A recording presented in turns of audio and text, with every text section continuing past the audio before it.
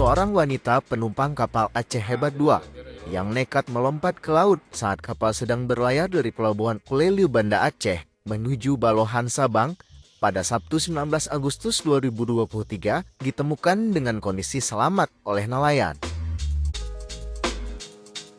Seorang tim Basarnas, Yusuf, kepada serambinews.com pada Minggu 20 Agustus 2023 membenarkan korban sudah ditemukan sembari mengirimkan beberapa bukti foto korban.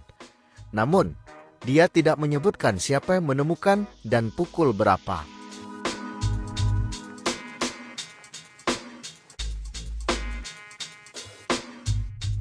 Korban ditemukan oleh sejumlah nelayan di Pasijaneng, Kecamatan Pulau Aceh, Aceh Besar.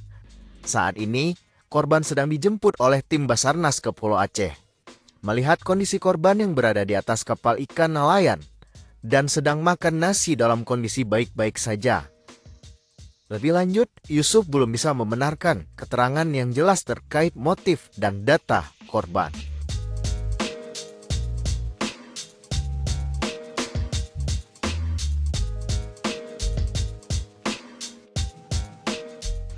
Dari Sabang, Aulia Prasetya, serambinews.com.